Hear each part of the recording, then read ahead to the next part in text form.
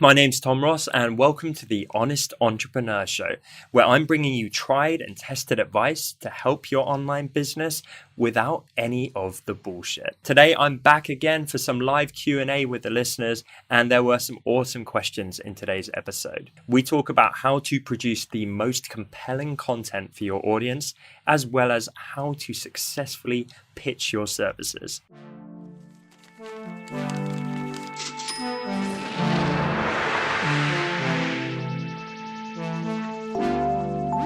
Okay, so the follow-up question really would be, when I'm trying to approach someone that may not know of the content I'm trying to put out for people like me, those graduating or those who are doing design without graduating, how do I start the conversation of, here's what I do, without sounding kind of rude and salesy?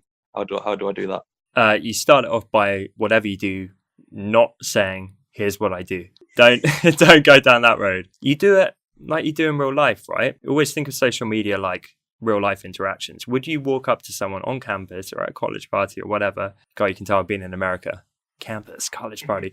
Would you do that by walking up to someone and saying, here's what I do. I do a podcast. Like, probably not, right? You would just, you'd have a bit of banter. You'd find some commonalities. You'd find some common ground. You might ask them about them. And it's the same thing on social media. So, let's say they're all going to be creatives, right? Because that's who you're targeting. It's like young graduate, aspiring graduate creatives. Go on their Instagram and check out their work and show an interest. And don't slide into their DMs randomly at the start. Hit them up in the comments and be like, I really love this piece. That illustration is so cool. I'm a huge fan of Mario as well, because they drew Mario or whatever it might be. Real stuff, real thoughts. You're not faking it. It's not bullshit. It's actually what you think. You're just going out there with enthusiasm and passion and positive vibes, right? So you're doing that at scale, and then you will start to see a lot of these people will come back. Thanks, really appreciate it. They might check out your work and they start commenting on that. Or you just comment on a few pieces and you start to build rapport. And then one day you decide to DM them and just say, hey, it's been cool getting to know you. Are you? I saw you're graduating from here. I've just graduated from this university. And, I'm enjoying the process of figuring out what's next, but there's a lot of uncertainty, right? And you just have those conversations the same way if you bumped into someone at a conference and you were like, oh, we're the same age. How are you finding it since graduation? Yeah, it's kind of crazy, right? And it's not with a view to tell me your thoughts because this is going straight in the podcast episode. It's an organic conversation. My caveat or my thing on top of that is do everything I just said, but do it at scale, because people are very, very slow. When I've seen them do this stuff, they do it, they have the conversation and they kind of overthink it to death. When I've done this in the past and when I do it now, I'm speedy as hell. I can channel that authenticity very, very quickly. So I'll be going through a feed of people and I'll leave a comment in 5 seconds, and it'll be a nice comment. It'll be in depth. It'll be relevant, personal, everything it should be. But then instantly it's forgotten and I'm on to the next one and the next one. So instead of hitting up 11 people, I've done 200 or 300. And that's what you need, because the more feelers you put out and the more seeds you plant, the more that's going to come back. And remember, there's no hard ulterior motive. It's fine. Some of these people might never get back to you.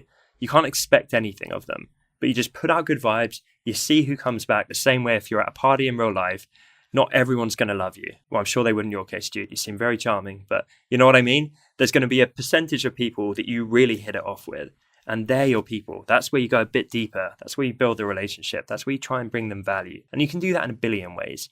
If you like their work, I did it earlier, right? One of my followers, I saw it was his birthday, so I put it on my stories and I went, happy birthday, Chuck. Everyone go check out this guy's work. It's amazing. And then he sent me a really sweet DM. He reshared me, being everyone needs to check out Tom. He's the man. And we had a nice little DM. I didn't do that with a motive of I'm going to expect a story share back. Of course not.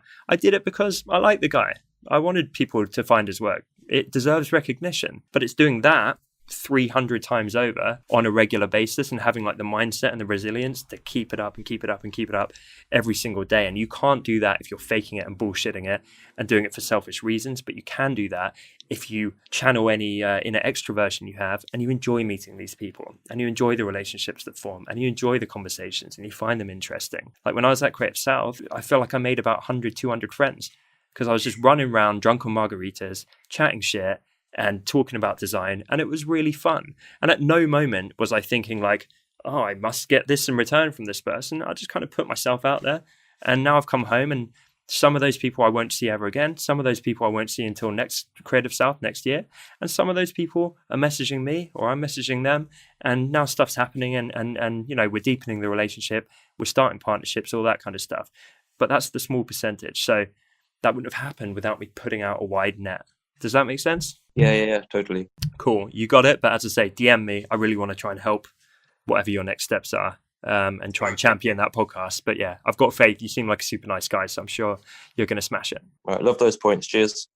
And then finally, we got Andrea. Andrea, hopefully you're there. Do you want to say hi to the listeners, what you do, and what's your question? Okay, so my name is Andrea. I'm from Romania, and I'm a designer. So I know I want to talk about pitching, and I know this has been spoken about many times, but I'm a super shy person, and I can never be the one to lead a conversation and so on. So I just want to ask, how can I convince a client or a business that my service or skill set would be beneficial for them in a place where design doesn't seem to be a thing that people are interested in and would rather go with something cheaper, even if that means it's a lower quality? That's a really good question. I think there's two things you should focus on. I'm kind of giving answers in pairs today for some reason. I think, first of all, discount the people that aren't right for you.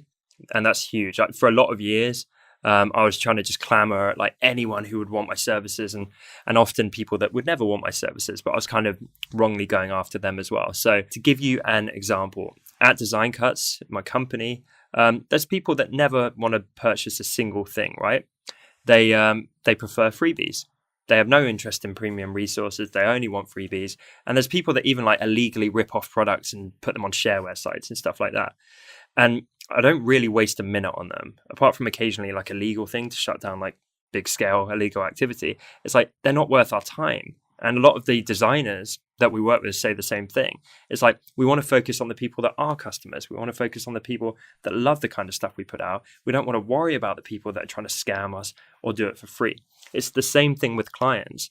If there's people where they're like, I don't really give a shit about the quality, I just want to hammer down the price as low as it's going to go, they're not your people. They're not the people that you should be reaching or trying to reach, okay? So it's perfectly fine to be confident enough just to discredit them and discount them straight away, and go and look for the people that do value quality. Go and look for the people that do have an appreciation of it. Look for the people that aren't all about the cheapest chips service and actually, you know, want proper client treatment and want professionalism and things like that. So that would be number one. So the second point you need to do is realize that generally people, especially clients, they're not going to care about design as much as you are. They're going to care about results. They're going to care about what value it's going to give them in their business. And so, Andrew, I don't know if you know, but I actually freelanced for like over 10 years. I mainly did web design and sometimes kind of branding work around that.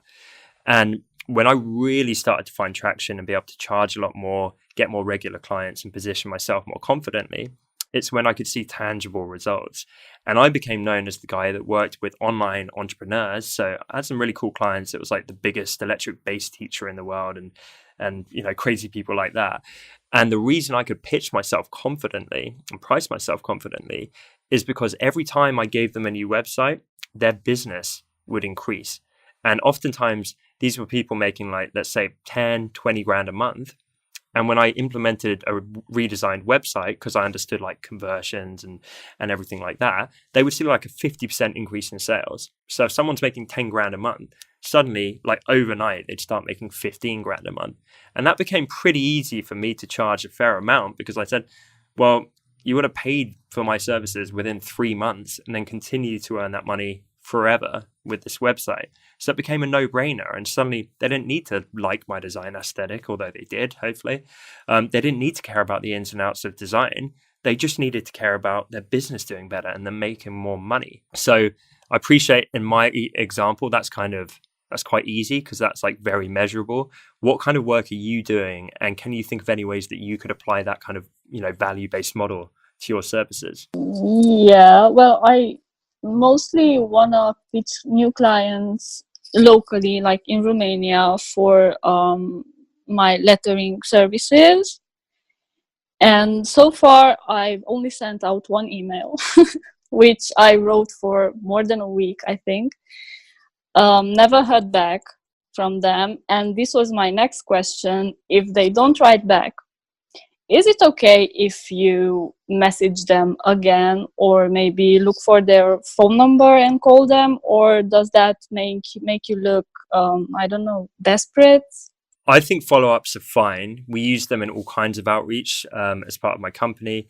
I think sometimes we're capped at like 3. But as long as you do it in a non-spammy way, I think it's absolutely fine. And oftentimes people are like, oh, sorry, I've had a crazy week. I missed your first email, but yeah, that sounds good. So I think they can be effective. To give you some stats, we've actually seen in many cases, we've doubled our response rate simply by having a couple of follow-ups. Like literally people are pretty lazy. And oftentimes that tenacity, as long as it's not in a pushy way, can really pay off, because they're like, oh, I'll ignore the first email, but oh yeah, I'm seeing that guy again, and yeah, I'm going to get back to them. So they definitely can work.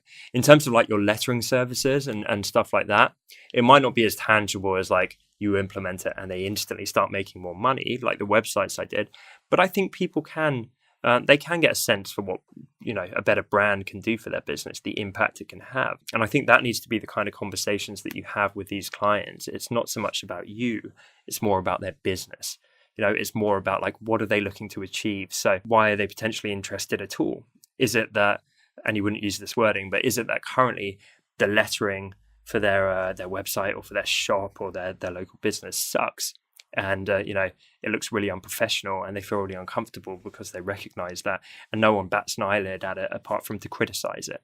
So you want to focus on the transformation that your services are going to afford them.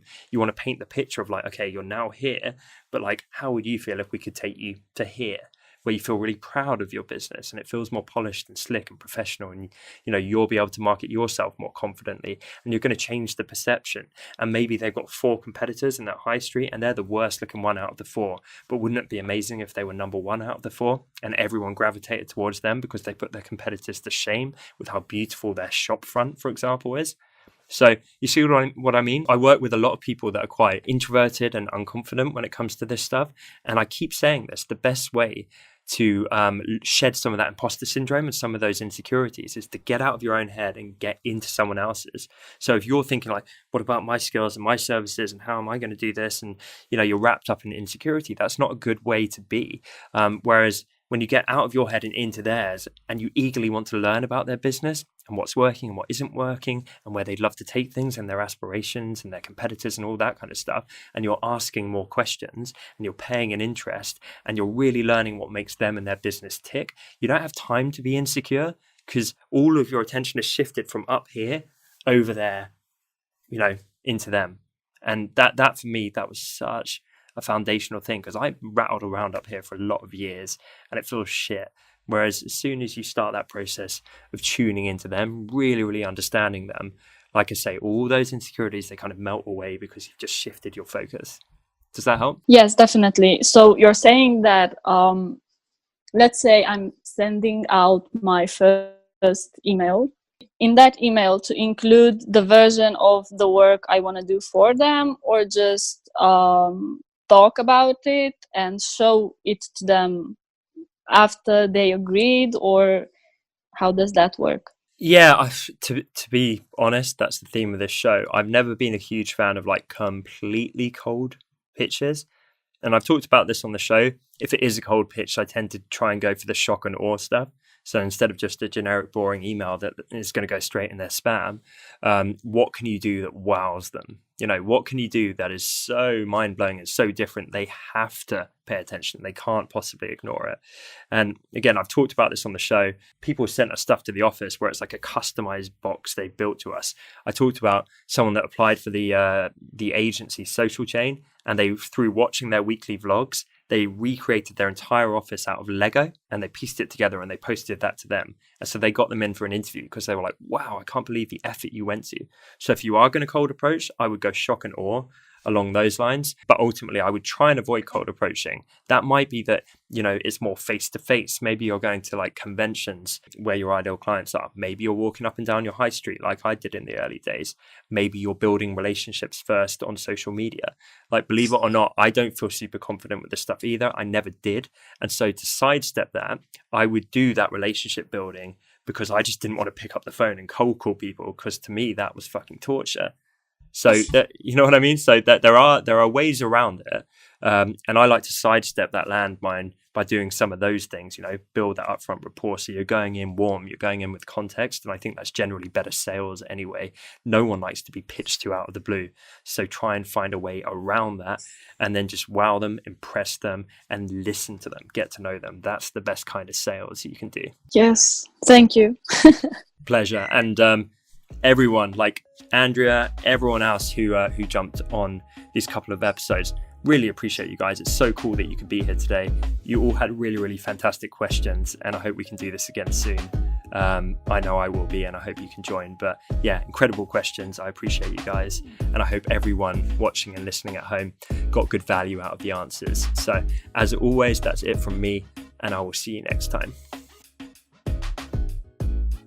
Hey, thanks so much for watching this episode. Really, really appreciate you being here with me.